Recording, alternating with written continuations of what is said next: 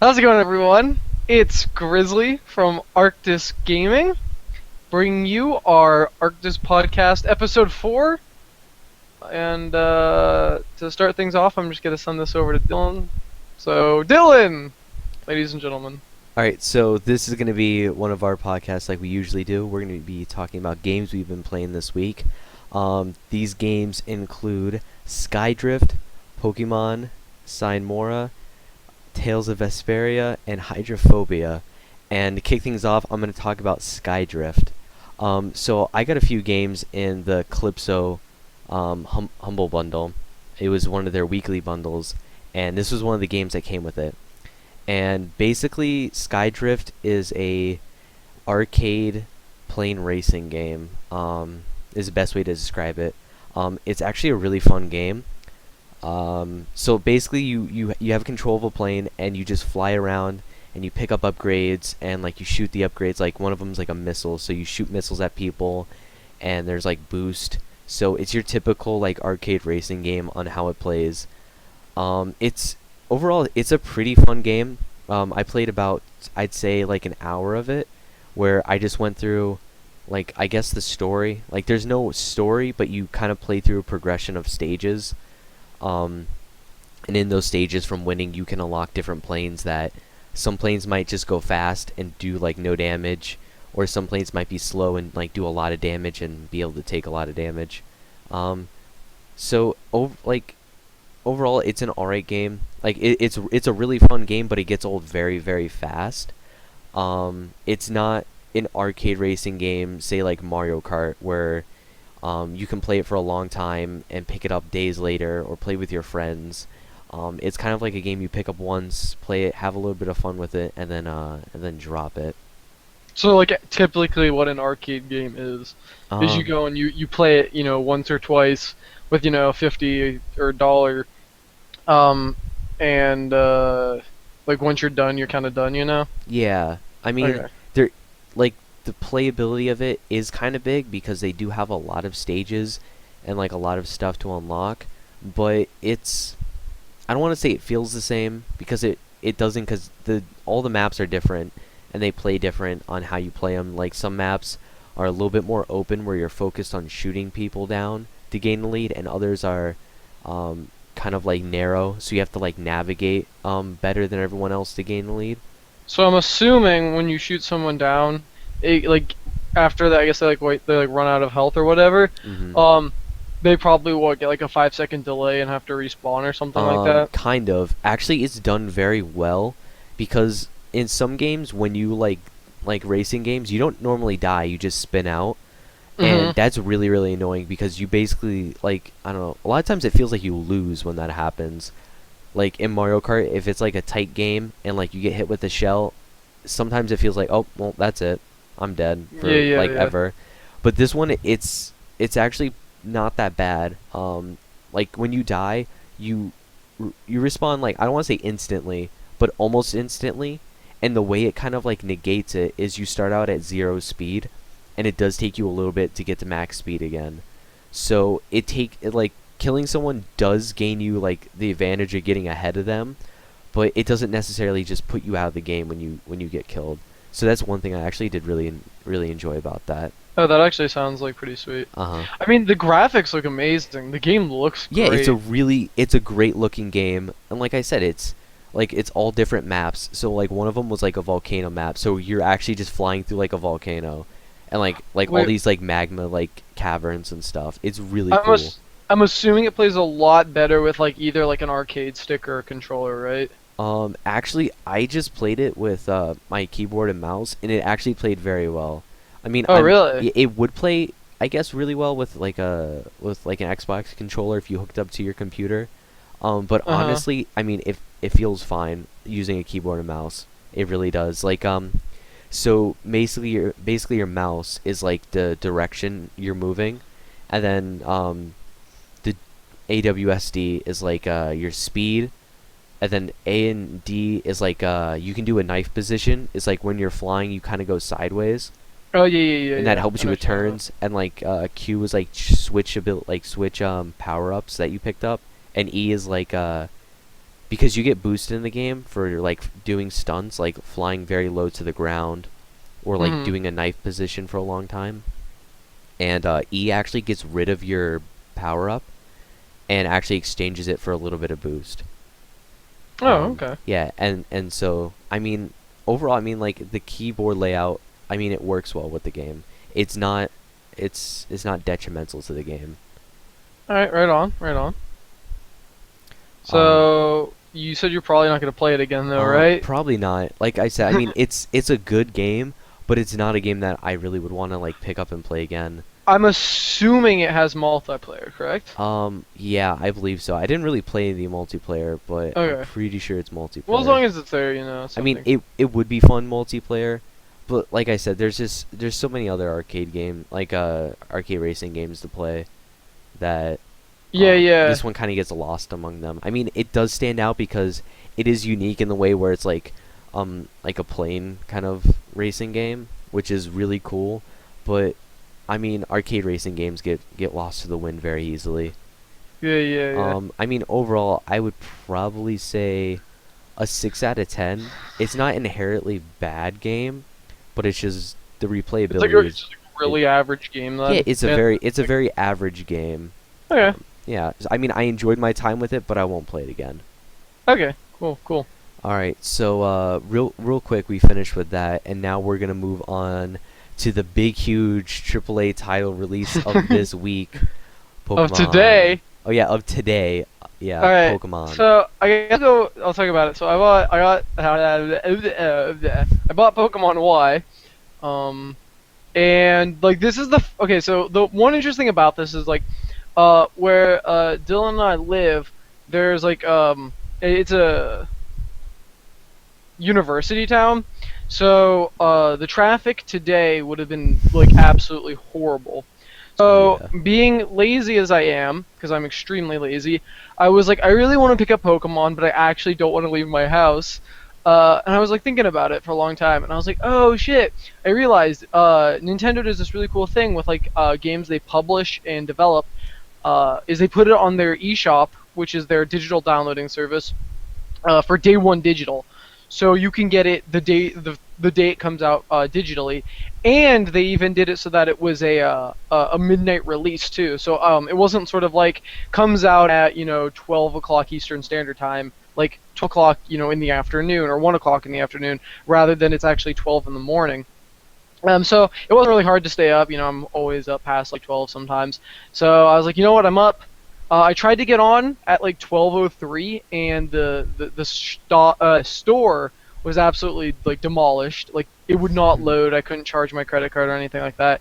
So I had to wait a little bit. I played a game of Dota, came back in an hour, and I just went on, got it, and it was perfect. And then like the cool thing about it is I wasn't like really like I really didn't want to play it like instantly. Like I didn't want to like wait for it to download and play it. Like I didn't care that much about it. So I started the download.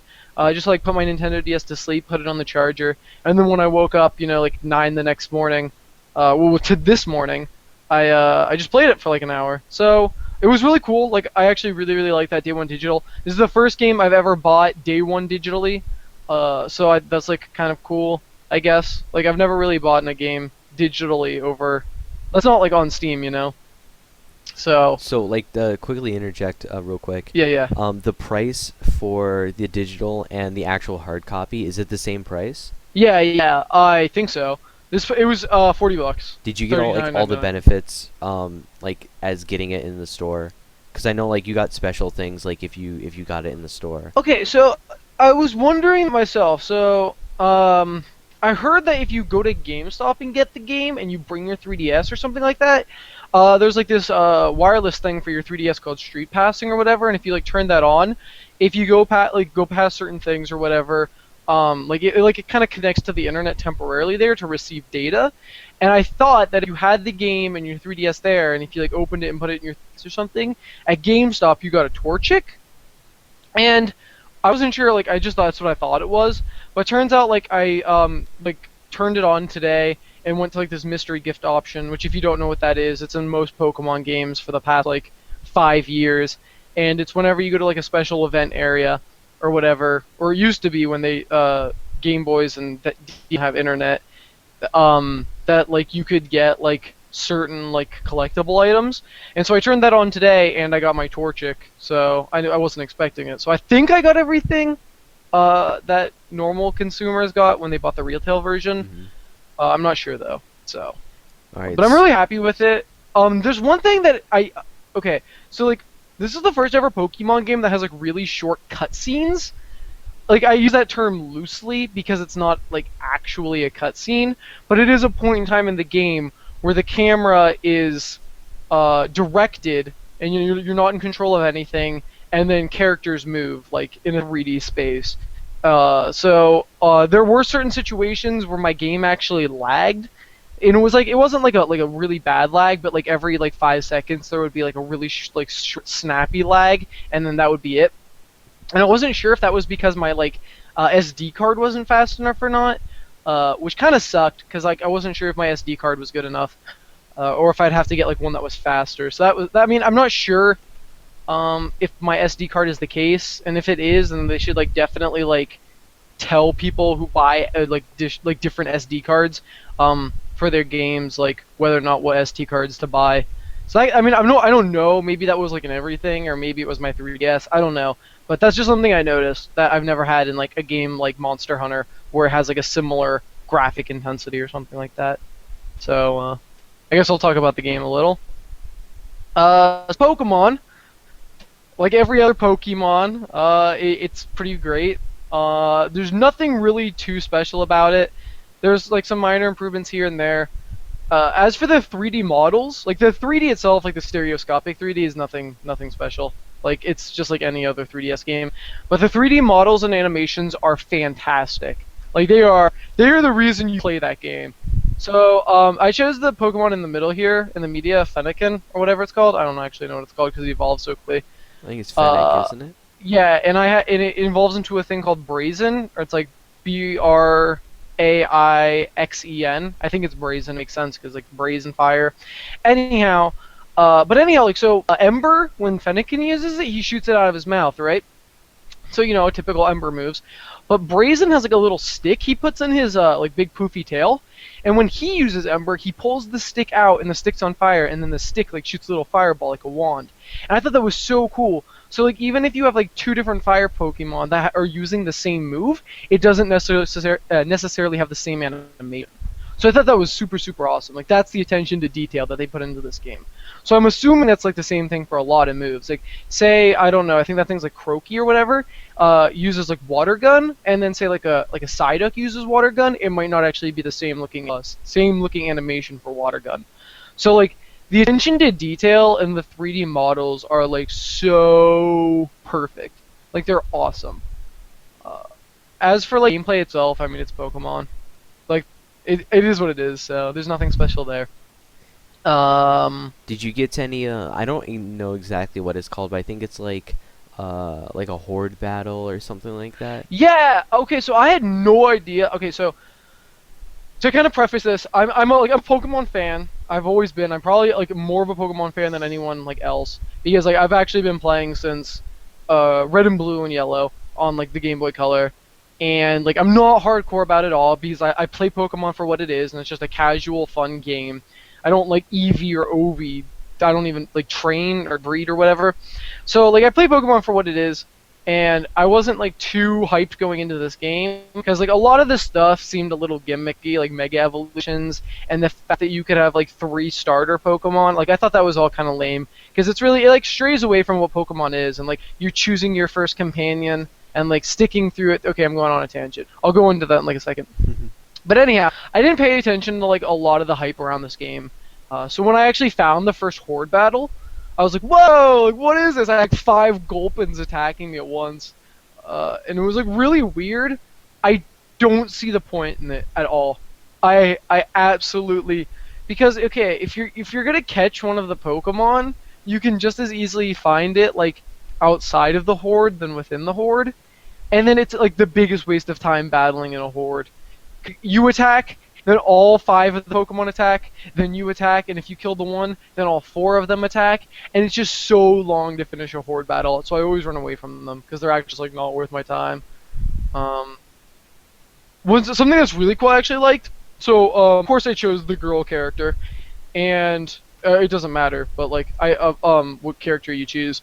They have like little clothing stores in the game now because like the 3D models can be so distinct instead of like sprites, right? So you can actually buy like different hats and different shirts and different like pants and stuff for your character and different accessories. And I just thought that was super fun. Like I really enjoyed that aspect of the game. So I bought my little girl like a little hat and stuff like that. So it was pretty cool. Like I really liked that. I don't know why. I just felt like it was my personal character now, you know? Instead of having like the same sprite as everyone else, like I have my own little character like exploring my region or whatever. I mean, so it's a fun game. Again, like the strong points about it are definitely the atmosphere is beautiful. Like all the scenery is great because like the graphics are just absolutely amazing. The character models and the Pokemon models are fantastic. The animations are fantastic. Other than that, it's Pokemon. Like when you've played like one of them, you kind of played them all. Like the gameplay's identical. I mean that's about it. So. So what do you think? Like, I know you were talking about the three starters. Like, Oh, and I know how you said I'll like tear into that. it's a very casual game, and so it's like, oh, if they want to, they can. But do you think it's like detrimental to the game, or like talk a little bit Well, about it? okay, I guess I might be a little contradicting myself because like the three starter Pokemon kind of makes the game a little bit more casual in the sense that like starter Pokemon are typically like some of the most powerful Pokemon in the game. Like I feel like everyone feels like their level 40 starter Pokemon is a lot better than a wild Pokemon they caught at level 40. Wild Pokemon they caught at level 10 and trained to 40. It might just be inherently like we feel like it is because we've been with it so long and we've trained it all the way to that level, so we know how far it's come, or whether it's like it actually is better than all the rest. So I'm not entirely sure what it is about that, but the fact that you can now get three starter Pokemon, I have Torchic, Fennekin, and Squirtle. Like I don't actually see the point in catching any more Pokemon. Like if I would have chosen Chespin, or if I would have chosen like Croaky or whatever, and then gotten the Torchic and then chosen like Bulbasaur or Squirtle or whatever, and I had one of each type, there would actually be no point whatsoever in catching any Pokemon. Because at that point you have three of the most powerful Pokemon you can probably have in the game, and then once you've trained them all, you actually have perfect counters to basically everything else. So I'm a little upset that I did that, but I'm not. It's not like completely game breaking for me, I guess. It only depends on how the game goes. If the game's a lot harder than the rest, then maybe that was a good decision by them, and I don't actually know that by now. But I played for like 4 hours today, so I feel like I've actually played like a good amount for how little it's been out. So I mean, I just hope that it gets a little better, you know. Um, And so I just want to bring up something kind of interesting that I figured out because I thought it was a very poor like choice that they made, but it turned out to actually make sense. All right, so obviously you know like from Black and White, the Pokemon Garbodor and Trubbish, the Pokemon that are literally trash, like oh they're yeah, just trash, and like the one yeah, that's an ice cream cone and the one that's like yeah, a chandelier. Vanillis, yeah, Yeah, yeah. and there's a new one that came out, and it's a fairy type, Oh, and it is literally like a floating like little Pokemon yeah, that's yeah. attached to like a keychain with just normal keys on it, and it Uh, like I got very upset when I saw it because I thought it was like so stupid. Like, how can they make a Pokemon that's like so like dumb and unoriginal like that? And then apparently, one of my friends who's very into like Pokemon and stuff was telling me that apparently in like Japanese culture, that after like, it's either 100 or 1,000 years. I think it's like 1,000 years that inanimate objects come to life. Apparently, like that's part of like Japanese mythology. yeah, yeah, I've heard of something like, well, not Yeah, necessarily 1,000 years, but like there's like a life force of any like not a life force, but I don't I'm talking on my ass here, but that's why they put googly eyes on carrots and shit. Long story short. yeah, but Well, like yeah, yeah, yeah, I that's know. one of the things though that like like everything has life in it, and I mean obviously I'm completely botching Japanese myth. I have no idea about Yeah, anything, yeah. but like everything has life force in it, and like after like 1,000 years or something, that life force comes out and manifests itself into something like actual. This is probably like someone's out there like watching this like, no, this is completely wrong. You're not even close. What are they talking about? But the point is, Yeah. it's something along those lines where all this actually makes. I don't want to say it makes sense 'cause it's Pokemon, but I mean it's not just done for no reason. Like they actually have a reason for it, which I thought was kind of interesting. Well, real talk for a second. I've actually been really disappointed in the originality they've had for these Pokemon. Um, I'm looking at these starters. I think is a really good indication of that. We basically have Vulpix, some stupid-looking frog, and then like some weird messed up like squirrel. Like none of them like on like real talk. We have Vulpix Hmm. in the middle, right? And then Yeah. like yeah, but like you look at like starters, like like even up until like okay, actually, I think after Ruby and Sapphire they got bad. Like Ruby Yeah. and Sapphire, we had Mudkip, we had Torchic, we had Trico. Like I think I love all the starters from those three generations besides, what was it? Chikorita. Chikorita sucked, but I liked every single one besides Chikorita. So I was like, that was so cool. But now, like the past like three generations, I can't believe we've come this far. Like including X and Y, they're all pretty terrible, and I don't like them. Yeah. In specifically this game. So I guess I'll tell you more about like the gameplay. Wait. I just want to bring up something real Uh, quick. okay. Do you think that the reason that we don't like them is, do you think there's still like a nostalgia kind of thing where it's like, oh, it's not our generation and it's not as good, or do you think they're actually just not well made? I just don't think they're well made because I think there was a Pokemon in Black and White. I think his name was like Abomasnow. Fucking love that guy. I thought he was sick. He was a pine tree covered in snow, and he was grass ice. I thought that was cool. And then his like evolved form was like this super big guy. And they Hmm. always seem to do like dragon Pokemon justice on every game. Like the dragon Pokemon always look badass. Yeah. There's just like a lot of stupid ones. Like I think they like go out of their way to make them stupid. I don't know because they're really stupid looking. Anyhow, as for the game, so there's two things I kind of wanted to talk about. One is this game, I've seen so many other Pokemon from other regions. Like the Pokemon I encountered in the wild was a Pidgey. I've never had a game where I have run into a Pokemon from another region before a Pokemon in that region. Like I didn't understand that. So like I run into like Bidoofs, Caterpies, like I run into all this crap. And I'm like, what the heck? Like I don't understand why I'm not running into more of whatever gen Pokemon this is, like wild Pokemon. Like caught a Golduck, like a Drifloon from Diamond and Pearl and stuff like that.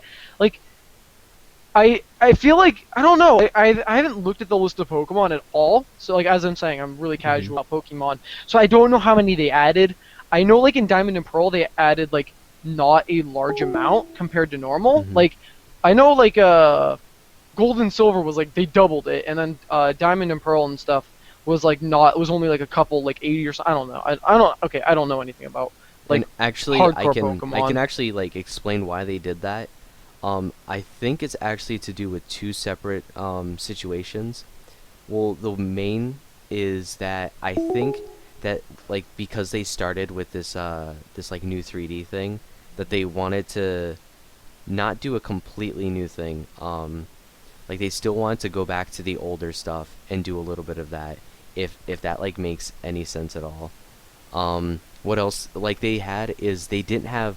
I think this generation is like the lowest amount of new Pokemon that they ever had. Oh really? Yeah, it's actually the lowest amount. They never had this low before. It's always been like a pretty big number. So I don't think they have enough Pokemon to have everyone be like they did in the other games where it's all new. Okay. Um,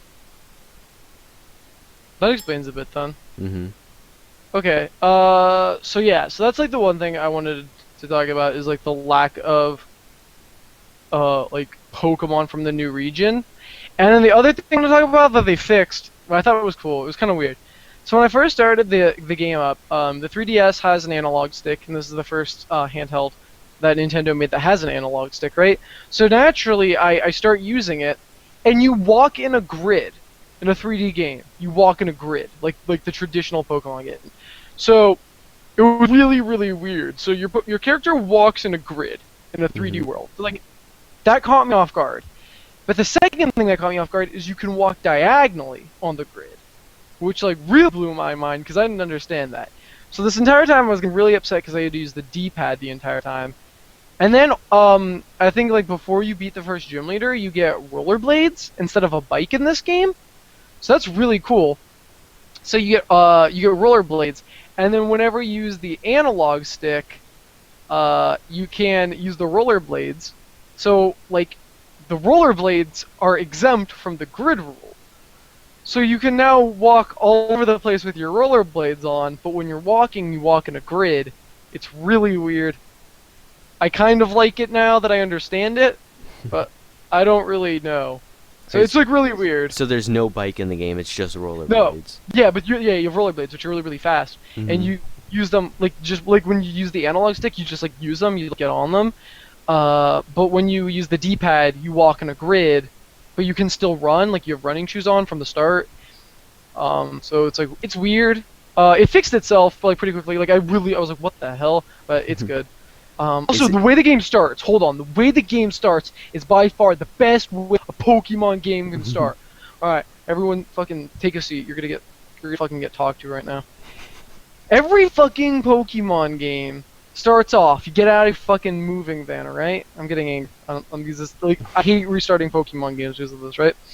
Get out of the moving van. You have to talk to mom for 10 minutes. Walk across the road. Talk to your like neighbor's mom who gives you like a map. Then you like go out into the woods, and then you're like, oh no, you can't go out in the woods. And you go, professor whoever. The professor's like, oh, go into the woods with me. Let me show you something. And then he like catches Pokemon or whatever. And it's like the biggest fucking talk fest, and it takes you like 15 minutes to finally get your Pokemon. And in X and Y, you start the game. A little bird flies up into your room. It's a cutscene. It starts with a cutscene. He wakes you up. And you like go downstairs and you talk to your mom and you whatever. You go outside your house, right? You meet these two people. They're like, oh, we're like your friends. I don't know. You like go through his door, right? You talk to this dude. He gives you the Pokemon. That's it. Here's your choice of Pokemon.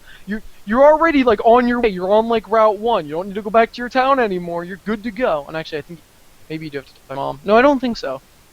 Anyhow, you get your Pokemon. You just go. You just go. You got your Pokemon. You go. It's great. It's great. I love it. Is I there like loved a it. tutorial on like how to capture Pokemon or anything in it? Yeah, but it's after like your first couple battles. Like the guy typically goes, "Let me show you how to catch a Pokemon," and then he like gets it perfectly on his first try and gives you 5 Pokeballs, kind of thing, like in every single game. Mhm. But I just thought that was like the best way to do it. So it was cool. I think that was definitely the best start. Also, the game. I don't know if this is just me playing a lot more JRPGs than normal. The game feels very similar to more JRPGs.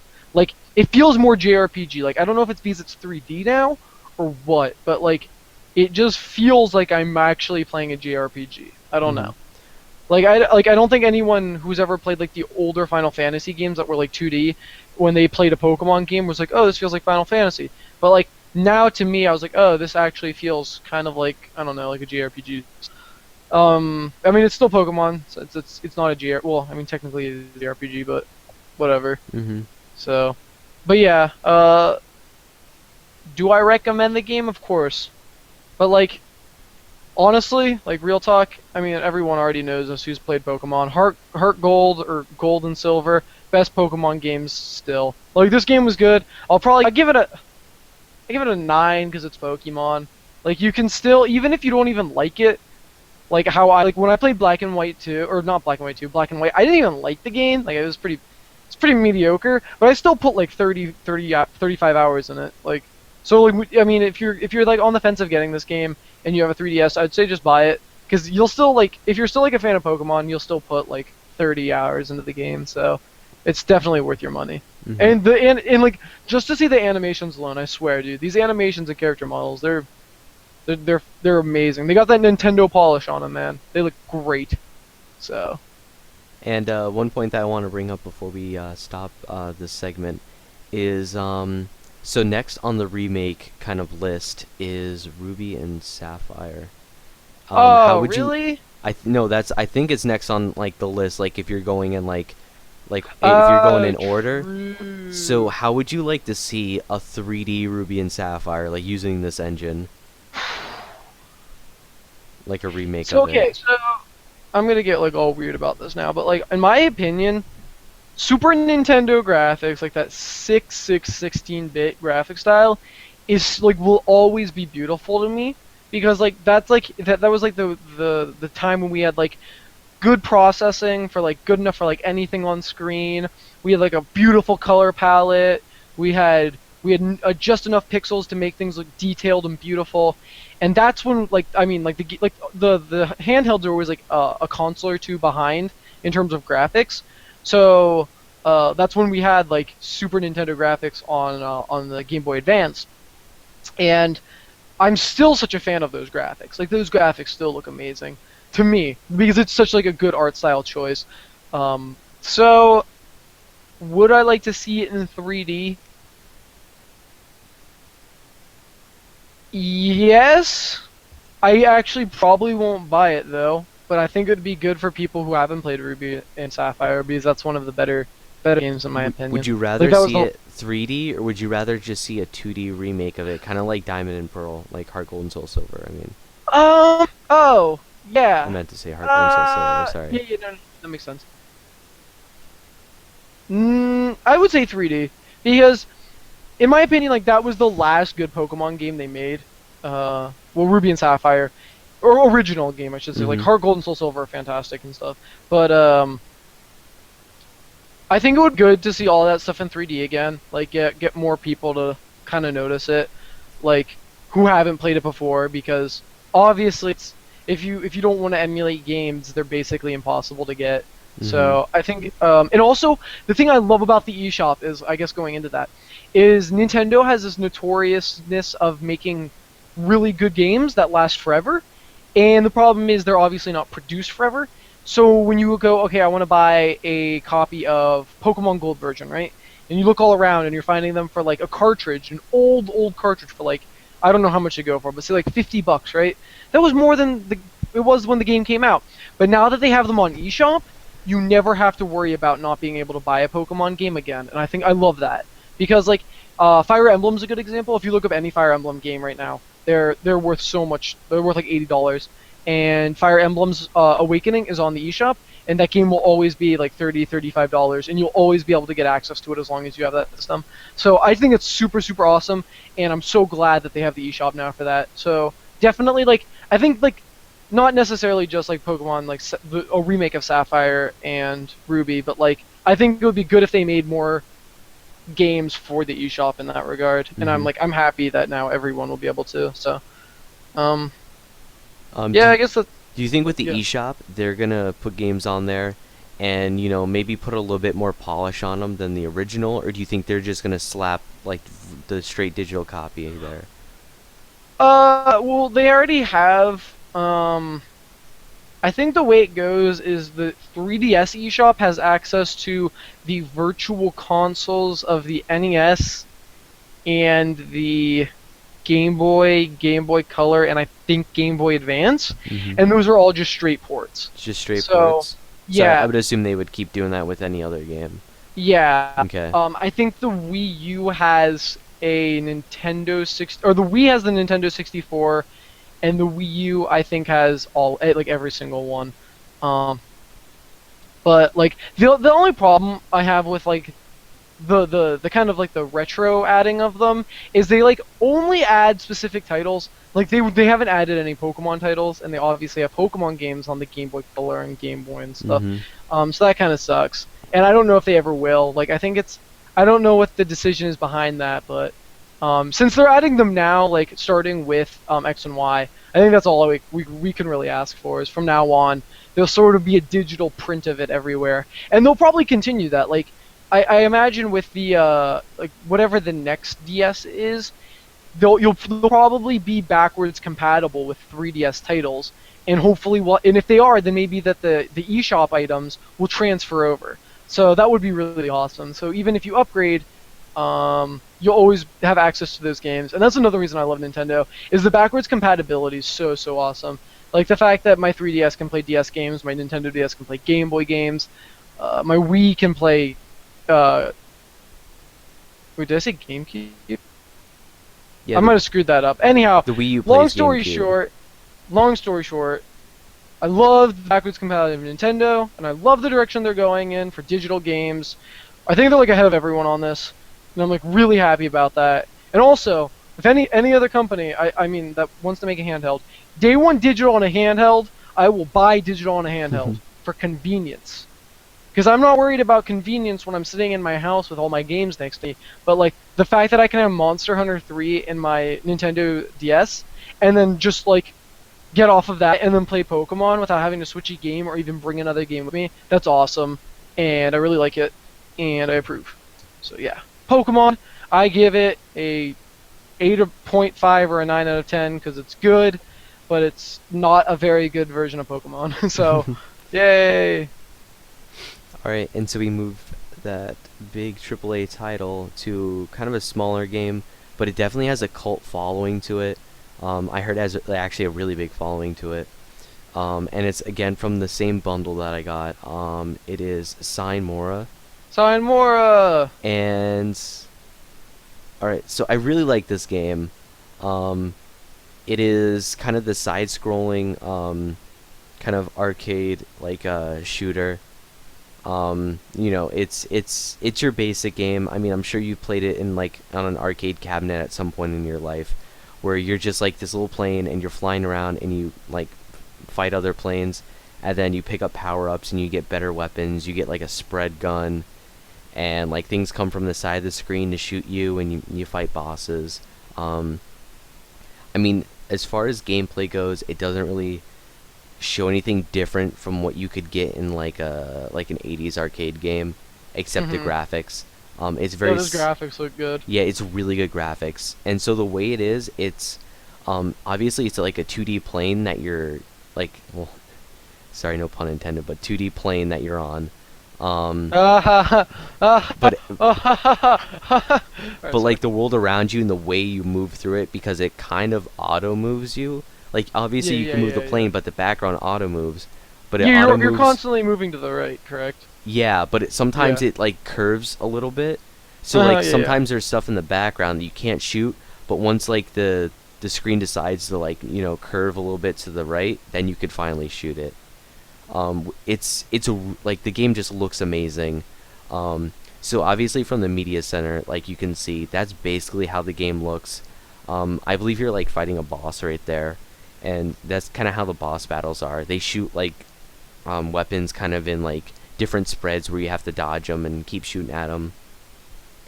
Like I said, the basic mechanic of the game is like you have like normal weapons, but you upgrade them, and then like there's like a campaign where you kind of go through and you play different planes. And so each plane has like a different special move. Like one of them you get like these little auto turrets with you. Another one you get a big huge laser. And also something that's kind of unique about this game is that you can slow down time. And it's kind of like a meter that you have. And so you'll slow down time in case like, because sometimes it does get really ridiculous, like the bullets.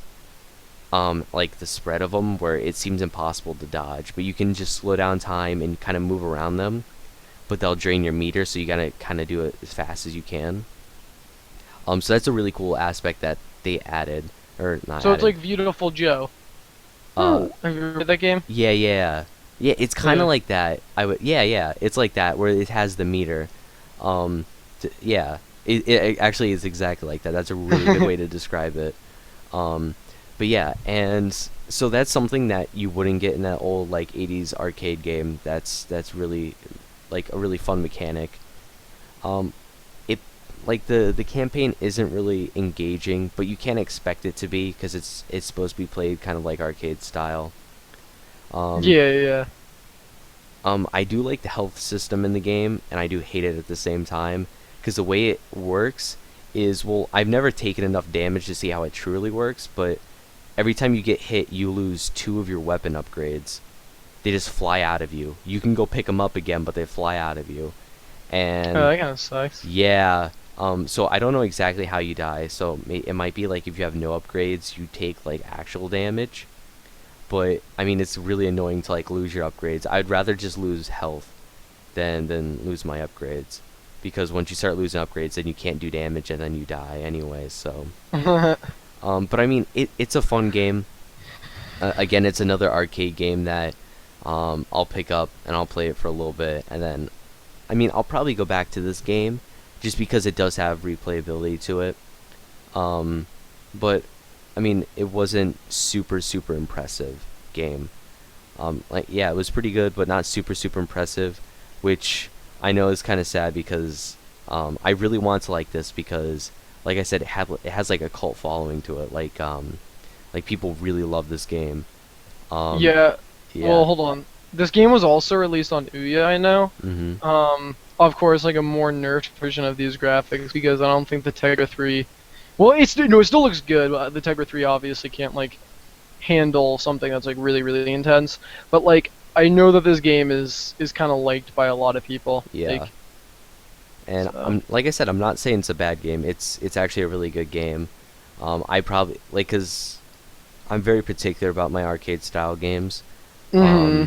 I'm like very particular because I mean Are I you like them. I just are won't you go Metal back to Slug them. kind of guy? Yeah, I like Metal Slug. Metal Slug's a good game. Doesn't everyone love Metal Slug? Yeah, I don't think there's a person that doesn't like Metal Slug actually. Uh, But I mean, like I said, I'm very particular about my arcade style of games. As far as replayability goes, I mean, I like most arcade style games, but I just won't replay them all the time. But mhm. this, I'll probably go back a few more times. I don't see myself playing it 10 more times, but I'll probably go back for a few more runs for this. Right Um, on, right but on. I mean, overall, I'd say it is.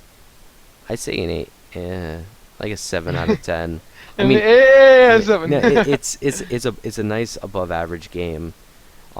Like like just like with Skydrift, there's nothing inherently wrong about the game. Um, but it's just not like the best game out there, Yeah, obviously. it's like a really safe game, you know? Like it Yeah. doesn't push the boundaries, it Mhm. doesn't like try to be more than it is. It's Yeah. just a fun little game. Yeah. I It mean, is what it is, and yeah. I like it. Um. Okay. All right. Yeah. And so now we're gonna go on to something that Grizz is actually like really passionate about, and that's a. Stop. All And right. so yeah, go ahead. Okay. So, a game that I have to dedicate parts of my life to, uh, actually, is Tales of Vesperia. So I started the Tales series with Tales of the Abyss, which was a PlayStation 2 game when it first came out, and then they remade it for the 3DS. That's when I picked it up because I wanted a good RPG that I could play on my 3DS that I could just kind of like pick up and put down and take with me. And I found Tales. And well, okay. First off, I should probably talk more about me and JRPGs as a person. So I've never been into JRPGs. I've never played. Well, I have played the classics. I've played the older Final Fantasies, like the 2D versions, stuff like that, like the older ones. I played Chrono Trigger.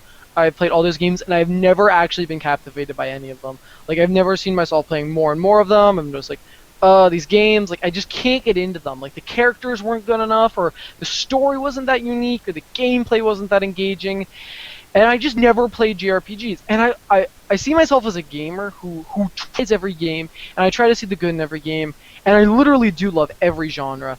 And I think I love every genre except for racing, but I'm okay with that. So I finally I finally give it another go. I buy Final Fantasy 13, right? Because I was like, all right, I want a JRPG from someone like Square Enix who can put good polish on a game. I played Final Fantasy 13, and the graphics were great, and the characters were great, and then like 15 hours in, I was like, why the fuck am I playing this? And it was because of the gameplay. The gameplay is just boring. I think anyone who's played them, kind of plays those Final Fantasy games for the story, right? You always hear about Final Fantasy VII for the story or something like that, and you play them not because the gameplay is groundbreaking or it's the most engaging part of the game. It's because you play it to find out what's going to happen next. And I think that's sort of a gameplay versus story kind of thing, where sometimes with these JRPGs, they last, 50 to 100 hours, and the gameplay really has to be good enough for you to kind of play that 50 to 100 hours, and that can't ride on the story alone, or else you're never going to have anyone finishing your games. So that was me. Again, like, I'm always sort of like that kind of gameplay first person, so Dark Souls, kind of games. So I finally find Tales of Vesperia, right? And I'm like, okay, what sets this game apart from other JRPGs? What does it do? So I play it, and the first thing I notice is the fucking battle sequence. Fucking perfect. Okay, so the battle sequence works is like any JRPG, you like run to a monster in like a third person walking around kind of like game part of the game, and then you enter a battle sequence. But instead of being like a turn-based, like I hit them and then I have my mage heal me and stuff like that, or like Final Fantasy 13, where you have like an action bar and you have actions that take out of that action bar, and it's sort of turn-based but not really. It turns into a 3D beat 'em up. So you're playing this really fun, like, button smashing. I don't want to say button smashing, but there's like combos. There's also strategy though, because you have to make sure that you have a right tactic down, because you can set strategies where you have certain characters do this and that, and you can change strategies in battle.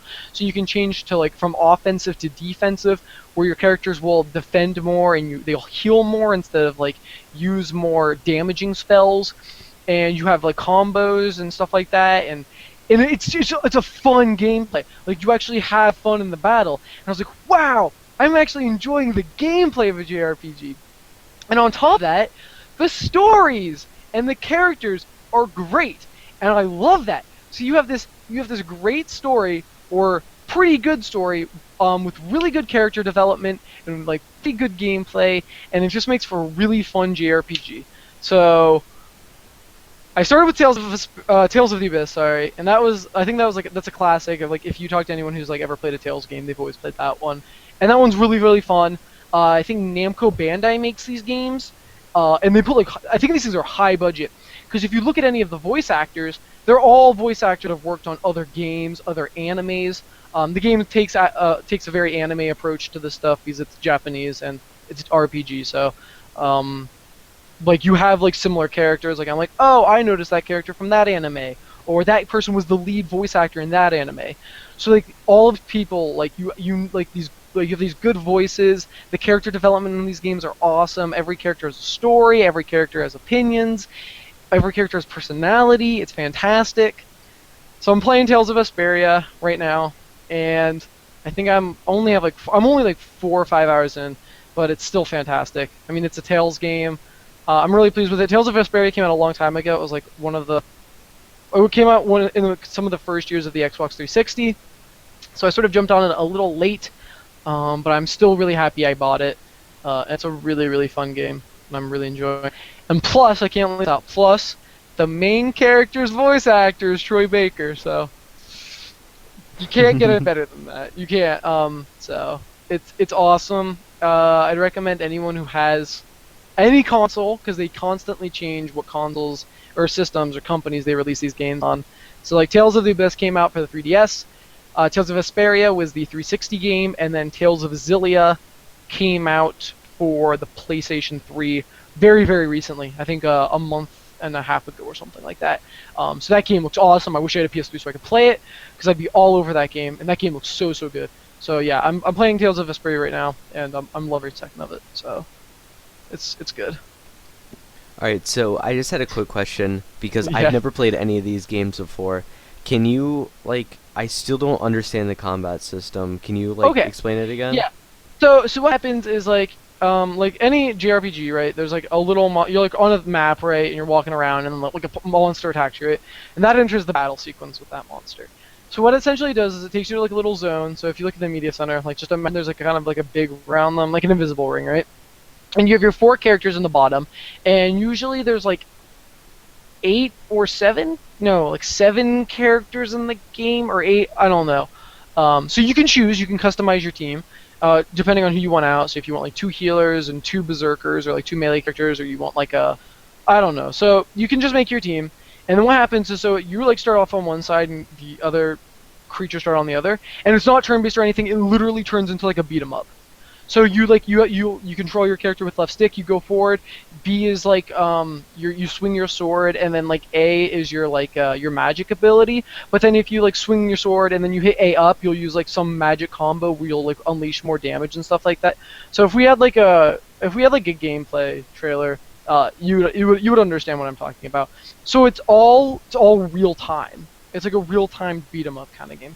It's similar to what would be like actually like Dragon Age 2 or a faster version of Dragon Age Origins. It's got that same kind of style, except for like instead of like um, having the battles just like in the game, it kind of breaks from the immersion and goes into a battle sequence. But other than that, it's basically the same game kind of combat. So it's like Um, similar to those actually. so, like, you said you can go up there and just attack. Like, when does your attack like stop? Like, so it goes on to your next character. Excuse me? No, no, like you said it was like you go up there and you do your attack or whatever, but how do you switch between the Oh, different I'm so characters? sorry. I'm so sorry. The other three characters are controlled by AI. Oh, okay. Yeah, that makes a lot So more so it's sense. yeah. So it's no. It's literally a battle going on. Oh, so it's not Like turn-based whatsoever. not No, at no all. turn-based. No, no, no. Okay. Everything goes. And so that's what I'm saying. You can program like the game. Like you can say you can throw out commands like, oh, I want to play more defensively, and then like your characters will kind of like draw back and stuff like that. But you play as like Yuri. Well, no, not necessarily true. You can play as any one character at a time. So Uh-huh. you don't have to just play as Yuri, who is the purple-haired dude with the sword swinging down, right? You can play as that pink-haired chick. Her name's Estelle. She's like the healer. You can play as your wolf dog, Rapide, and stuff like that. So you can play as anyone. So I know a lot of people in Tales of the Abyss, the main character wasn't necessarily like the greatest fighter. Like he wasn't actually that good in combat. And a lot of people actually just completely took him out of the game. So he was there for story elements, of course, but they never actually like played with him. Like so, you don't like actually have to play as the main character. You can play with anyone you want. You can just Mhm. heal people the entire time, like if you wanted to, which would be really weird. But if you know, so, um, the games are awesome. They've got like they're really polished. They're really fun. The stories are great. The uh, the character development I think is the best part. Like at the end of the game, you have like these emotions to these characters. Like you feel attached to them. Like at the end of Tales of the Abyss, it was like so beautiful. Like the way it ended. Like I was happy. Like 'cause it has a really happy ending, and I was Mhm. like, oh my gosh, I'm so happy that like the main character like it all worked out. And so like I'm really excited for this game. I hope it's. I hope the ending is as good as this. Oh, are you gonna play a video? Yeah, I'm gonna play the video just so we can get like a little bit better of an idea on what it Yeah. actually So looks like. yeah, so the first two characters on the left, those are like the one's like a mage. The one on the farthest left is like a damage mage. The one on like the left middle, the pink hair chick, was a healer, and then the other two guys, they're like melee. So you'll see Mhm. um, what the gameplay is like. And yeah, there's like combos and stuff like that. So it feels like you play. It's fun. Is the best part about it? Is it's like a fun game. It feels Just keep good. hitting him with So, this. Yes! just like, play it whenever. Yeah. Okay. All right. So hopefully it's the stream is all right for playing this. Oh I wow, just, they got cool costumes, yo. I just kind of went to like a random let's play of this. Dude, there's probably gonna be spoilers out the wazoo. Dude, he's got a sick costume. I want that. Whoa, I want that sword. This better not be the last battle. If this is the last battle, I'm gonna hurt someone. All right, I probably shouldn't watch this. All right. So just like Yeah, look. hold on, get to gameplay, get to Alright, yeah, I'm gameplay. trying. Oh wait. It's Oh, fine. I got it. Is that game? No, that's not gameplay. Yeah, this is gameplay right Oh wait, here. hold on. I'm watching the stream. I'm a little farther behind. Yeah. Okay. So this is gameplay. So essentially, what you do is they are playing as the one mage chick, and this is kind of a bad example, not really, but yeah. So this is gameplay. It's completely real time. There's no Oh turns or wow. anything, and so like they're using items right there, the seal bottle Uh-huh. and the life bottle and stuff like that. So like you're actually playing the game. You're not waiting and stuff. And so depending on the battle is like stuff like depends on like a lot of stuff. So yeah, this is the game. Um, if you are like me and you've played other JRPGs and you're not a fan of them, definitely try Tales. They're super super sick. Yeah, actually, So this looks really, really cool. I mean, obviously, this is like, I think it's actually towards the end of the game. that's way yeah, they're doing so much damage. Yeah, Yeah, so but this is a Mystic art. Yeah, yeah. so like these are like super super combos that like do a shit ton of damage and stuff like that. Um, so yeah, I would say definitely like if you've played other JRPGs and you're like, oh, these games are boring, definitely play Mhm. Tales because it's awesome and I love it. And if And anyone wants to give me a PS3 so I can play Tales of Xillia, I'll take it. But so what's it? This came out on 3DS, right? no, this one is on Xbox 360. So this is Xbox 360. Which one came out on 3DS? Tales of Vesperia, or not Tales of Vesperia. The medias of Tales of Vesperia. The game that came out on the 3DS was Tales of the Abyss, which was Uh-huh. a PlayStation 2 game, but they remade it. Okay. Um, So which one would you recommend if everyone had like all the systems? well, I've only played two, unfortunately. Okay, But which of the there's a two? bunch. Which of the two would you I recommend? don't know, cause the characters feel a little bit more fleshed out in Tales of Vesperia. Like your love interest in Tales of the Abyss, uh, she feels a little flat. Which is the worst part, because she's the only character that feels a little flat, right? Mhm. Like all the other characters feel so good; they all have personality, and your love interest in the game is the only one that feels a little flat. And like that really hurt it for me, because like she's like so monotone and everything, and every other character, like your main character in Tales of the Abyss is actually a little bit of a bitch. He's like a little kid. He's like, oh man, I'm a noble, and like I don't know anything about the real world, and I make horrible decisions. And it gets a little annoying after a while. And the cool thing about Tales of Vesperia is your main character, like he's 21, and in Tales of the Abyss he's like 16. So like Yuri or Troy Baker, what I'll call him Troy Baker from now on. He's like really mature and like old, and like he knows what's up. He's witty, and it's cool to have like it's good to have a strong lead. Because in Tales of the Abyss, your lead character isn't strong. He's weak, and he's typical getting stronger throughout the thing and beating the boss. But in Tales of Vesperia, you've already got this like strong, witty main character, and he really makes you feel like feel good. So I whatever game you can play, honestly. If you have an Mhm. Xbox 360, play Tales of Vesperia. If you have a 3DS, play Tales of the Abyss. I know there was also one for the Wii that I was going to buy, and I heard it's really good. I think it's Tales of Symphonia. But the only problem is I really didn't like the art direction with it.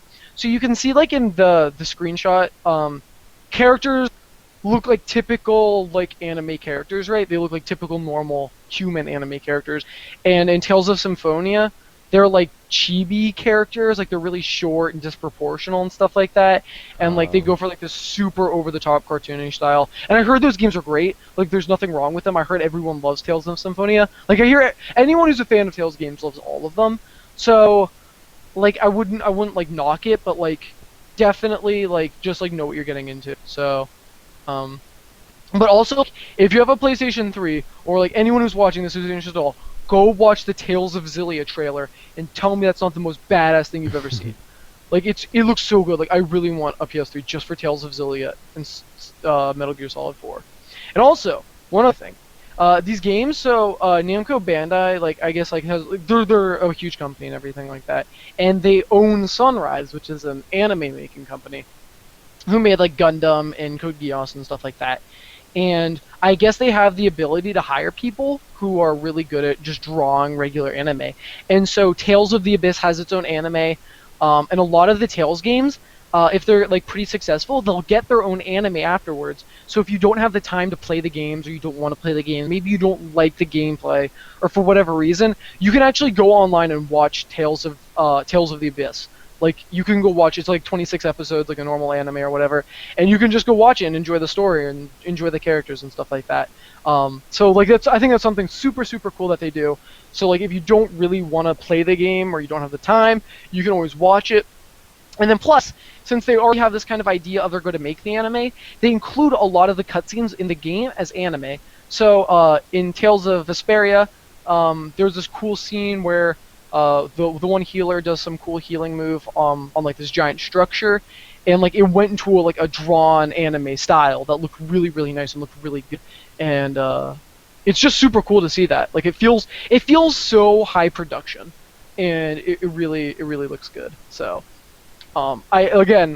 I can't speak more of Tales of the Abyss or the Tales series in general, because it's the only JRPG I've ever liked, and I think that's saying something because I've Hmm. actually tried. Like, I've tried so many times to play JRPGs, and the fact that this one actually makes me excited to play it and to finish it, I think is just something that's awesome. So, uh, So how high would you rate this game?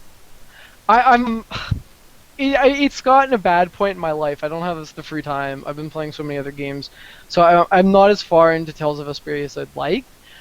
But it started off a little bit slower than Tales of the Abyss. Tales of the Abyss is a really really good opening, but it is getting better.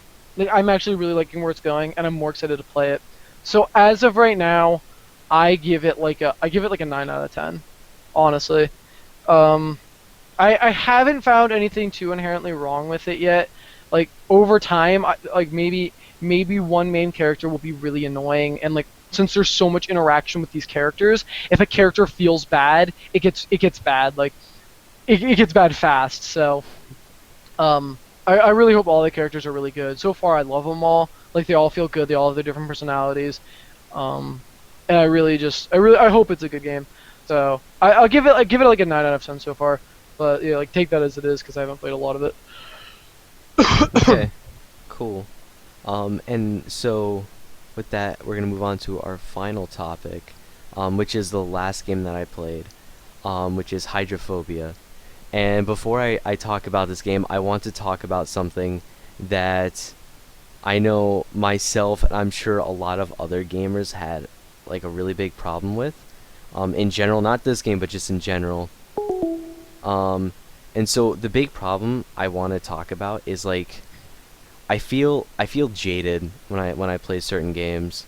If that makes any sense. Wait, why? Wait, I don't understand. Um, Explain all right, that. so I actually don't. when I play a game, I like especially older. It's got to be like an older game. I can't enjoy it for what it is a lot of times. I can't just take the game and be like, well, it did this right, and I like it. I always have to compare it to other games. So like what I did with Hydrophobia is there's like climbing sequences, and like instantly, like the second I Oh started no. climbing, it was like, this isn't good as Mirror's Edge. This isn't as good as Assassin's Oh Creed climbing. no. Even though like the climbing is like core aspect of the game, and they fine tuned it so well, and even though this is an old game and this isn't the main focus of the game, I still evaluated it like it should be, like the main focus of the game.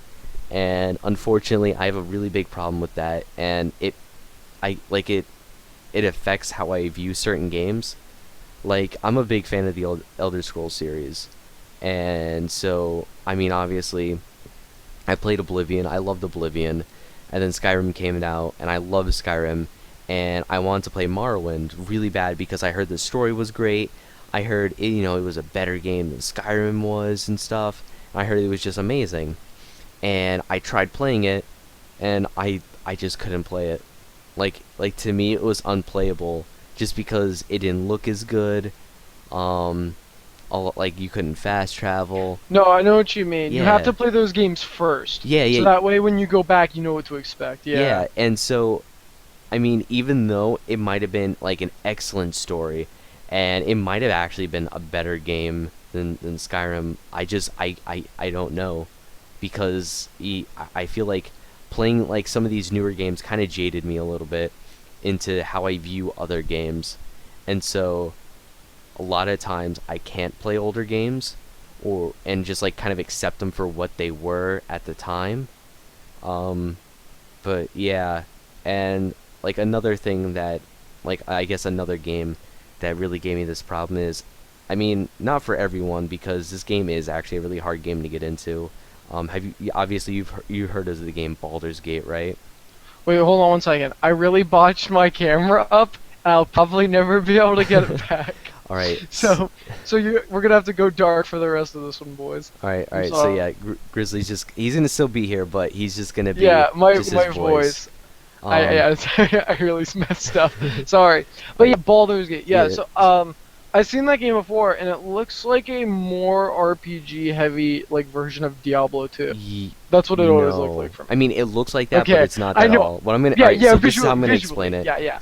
So Baldur's Okay. Gate is basically, um, how should I explain this? It's like the what is it called? Isotopic view, or is that what it's called? Isometric. Isometric. I always mess Isometric. that. It's isometric view.